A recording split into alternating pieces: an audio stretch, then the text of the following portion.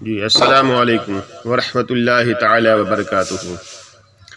اب چونکہ نکاح ان کی زندگی کا آغاز ہے تو اس نئی زندگی کا آغاز قرآن و سنت کے مطابق ہونا چاہیے۔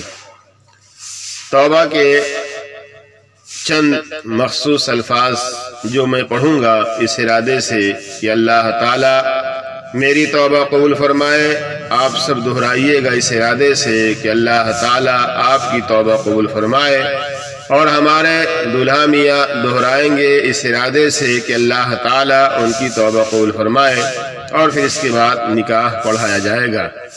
مل کر پڑھیے۔ بسم اللہ الرحمن الرحیم۔ یا اللہ عز و جل، میں توبہ کرتا ہوں اپنے تمام چھوٹے بڑے گناہوں سے، اور خاص طور سے اگر مجھ سے کوئی کفر قولاً یا فعلاً، عمداً یا سہواً سرزد ہو گیا ہو تو میں اس سے توبہ کرتا ہوں۔ یا اللہ ہم سب کی توبہ کو قبول فرما۔ استغفر اللہ ربی من کل ذنوب، یا ستارو یا غفارو، بحق حضرت محمد مصطفیٰ صلی اللہ تعالی علیہ وسلم۔ لا الہ الا اللہ محمد رسول اللہ صلی اللہ تعالی علیہ وسلم۔ اللہ تعالی ہم سب کو دونوں جہان کی بھلائیاں عطا فرمائے، صوم و صلاۃ کی پابندی کرنے کی توفیق عطا فرمائے، ایمان و عمل میں استقامت عطا فرمائے۔ یا اللہ ہم سب کو سخاوت والا رزق، عاجزی والی عبادت اور بندگی والی زندگی، ایمان والی موت نصیب فرمائے۔ یہاں ان کی شادی ہو رہی ہے، اللہ تعالی دولہا اور دلہن کی زندگی میں خوشیوں کی بہاریں عطا فرمائے، ان کے گھروں کو امن و سکون کا گہوارہ بنائے، اس دوازی زندگی سنت رسول کے مطابق گزارنے کی توفیق عطا فرمائے۔ یاد رکھیے، وقت پر نکاح اولاد کا حق ہے، اس میں تاخیر بے شک والدین کو گنہگار کرتی ہے۔ جب تمہارا نکاح ہو جائے تو یاد رکھو تم زوجہ لا رہے ہو۔ آپ کا رویہ اپنی زوجہ کے ساتھ باندیوں والا نہیں ہونا چاہیے۔ جوزہ کے ساتھ باندیوں والا سلوک شریعت میں مذموم ہے۔ اسی طرح جوزہ کو بھی یہ سمجھنا چاہیے کہ شوہر جو ہے وہ گھر کا حاکم ہے، تو وہ اپنے دل میں شوہر کی وہ قدر کرے جو شرع نے بیان کی ہے، الرجال قوامون علی النساء۔ اب جہاں پر شوہر بیوی کو باندی بنانا چاہے گا یا بیوی شوہر کو مرید بنانا چاہے گی تو گھر میں مس مینج ہوگا۔ گھر ایسی صورت میں تو گھر مس مینج ہوگا، گھر کے اندر سے اعتدال ختم ہو جائے گا، اور جہاں پر اعتدال ختم ہوگا وہاں بجز فتنے اور فساد کے کچھ نہیں آئے گا۔ تو کوشش یہ کریں کہ آپ کا رویہ کیسا ہونا چاہیے؟ زوجہ والا۔ پانی نہ ملنے پر غصہ نہیں کرنا۔ اللہ تعالیٰ انہیں پیار اور محبت کے ساتھ زندگی گزارنے کی توفیق عطا فرمائے۔ اور گھر کی زندگی کے حوالے سے اکثر یہ باتیں میں بیان کرتا ہوں، چلتے چلاتے، دھکا دیتے دھکا کھاتے، گرتے گراتے، سنتے سناتے یہ گھر چلانا پڑتا ہے۔ اگر آپ پرفیکٹ کرنا چاہیں گے تو پھر گھر اجڑ جائے گا۔ ابھی ہم نکاح پڑھا رہے ہیں تو اس نکاح کی وجہ سے ان کے اور ان کی جوزہ کے درمیان ایک رشتہ قائم ہو گیا۔ تو یہ ایک اصول ہے، یاد رکھیں کہ جب رشتہ ہو جائے تو رشتے سمجھنے کے لیے نہیں ہوتے ہیں بلکہ نبھانے کے لیے ہوتے ہیں۔ اگر آپ رشتوں کو سمجھنا شروع کریں گے نا پیارے دوستو، تو کئی لوگوں کو ابا سمجھ میں نہیں آتے۔ کئی لوگوں کو آپ نے دیکھا ہوگا، کئی لوگ کہتے ہیں مجھ کو میرے ابا سمجھ میں نہیں آتے، اماں سمجھ میں نہیں آتی، بچوں کو پھوپھی سمجھ میں نہیں آتی، اور ابا کو بہن سمجھ میں نہیں آتی۔ یہ ہر گھر کا مسئلہ بنا ہوا ہے۔ تو اگر آپ رشتوں کو سمجھنا شروع کریں گے تب وہ نبھے گا نہیں۔ جب رشتہ ہو گیا ہے تو اب وہ سمجھ میں آئے یا نہ آئے، ہمارا کام کیا ہے؟ اسے نبھانا۔ تو اس طرح یہ زندگی چل پائے گی۔ اللہ تعالیٰ توفیق عمل عطا فرمائے۔ ایجاب و قبول یہ ہوتا ہے، ایجاب و قبول یہ نکاح کا ایک رکن ہے، اسے فرض کہہ لیجئے، اس کے بغیر نکاح نہیں ہو سکتا۔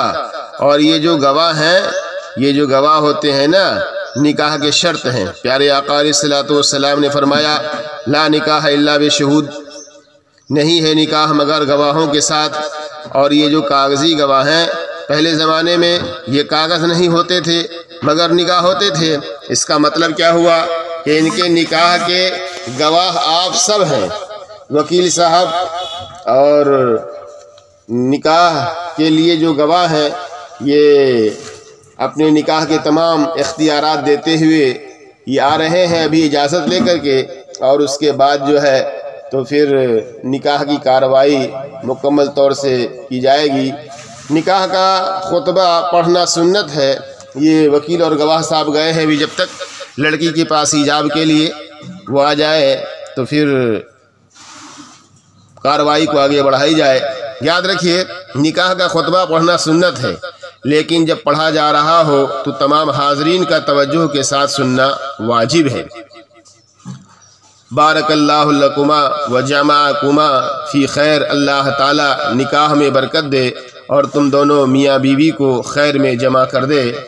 فتویٰ رضویہ شریف جلد اول صفحہ 455 میں اعلیٰ حضرت فاضل بریلوی علیہ رحمت و رضوان نے شیخ محقق عبدالحق محدث دہلوی رحمۃ اللہ تعالی علیہ کی کتاب مستطاب آداب الصالحین سے نقل فرمایا ہے، اور انہوں نے سراج الہدایہ سے نقل فرمایا ہے، جو مخدوم جہانیہ جہان گشت سید جلال الدین بخاری رحمۃ اللہ تعالی علیہ کی کتاب ہے، اور جو اپنے زمانے کے شہر آفاق مشہور محدث و فقیہ اور صاحب کرامات بزرگ ہیں، وہ سراج الہدایہ کے صفحہ 286 پر تحریر فرماتے ہیں۔ اس کا مفہوم یہ ہے، یعنی جب سید المرسلین صلی اللہ تعالی علیہ وسلم نے سیدہ نفیسہ فاطمۃ الزہرا رضی اللہ تعالی عنہا کو رخصت کیا تو اس شب پیارے آقا علیہ الصلوۃ والسلام نے 11 چیزوں کی نصیحت فرمائی، اور وہ تمام امت مسلمہ پر بجا لانا مناسب ہے۔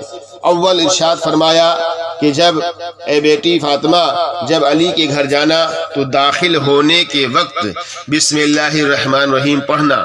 دوم، گھر کے صحن میں کسی لکڑی پر بیٹھنا اور اپنے سر پر بھنے ہوئے برنج کو بکھیر لینا۔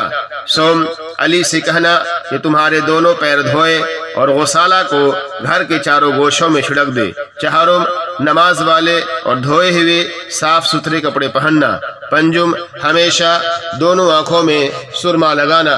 ششم، تیل لگائے بغیر سر اور بدن نہ دھونا۔ ششم، تیل لگائے بغیر سر اور بدن نہ دھونا، اگرچہ ایک دن میں 2 بار یا زیادہ نہانا ہو۔ ہفتم، جب علی تمہاری جانب نگاہ کرے تو تم اپنی نگاہ زمین کی طرف کر لینا۔ ہشتم، اپنے لیے عطر کا استعمال ہمیشہ کرنا۔ نہم، علی سے گفتگو کرتے وقت مسکراتے رہنا۔ دہم، 1 ہفتہ تک سرکہ اور کھٹی چیز نہ کھانا۔ یازدہم، ایک مقام تک 7 دن و رات رہنا، اور عورتیں کے ان شرائط کو دھیان میں رکھیں تو جلد از جلد جو ہے تو فرزند پیدا ہو اور شوہر کے دل میں عزیز و محبوب ہو جائے۔ نیز امام زادہ محمد بن ابی بکر الشرعی البخاری حنفی اپنی کتاب مستطاب شرع الاسلام باب فضائل النکاح میں جزء ثانی صفحہ 221 پر فرماتے ہیں کہ اسی کی شرح کرتے ہوئے فرمایا، آپ نے اس کی شرح کو مفاتیح الجنان شرعۃ الاسلام باب فضائل النکاح صفحہ 525 پر، اور امام سید یعقوب بن سید علی نے بعینہ شرع الاسلام کی اس عبارت سابقہ نقل فرمایا، جس کا معنی و مفہوم یہی ہے کہ مستحب ہے کہ شوہر اپنی دلہن کے دونوں پیر دھوئے اور گھر کے چاروں گوشوں میں اس پانی کو چھڑک دے، اس سے برکت ہوگی۔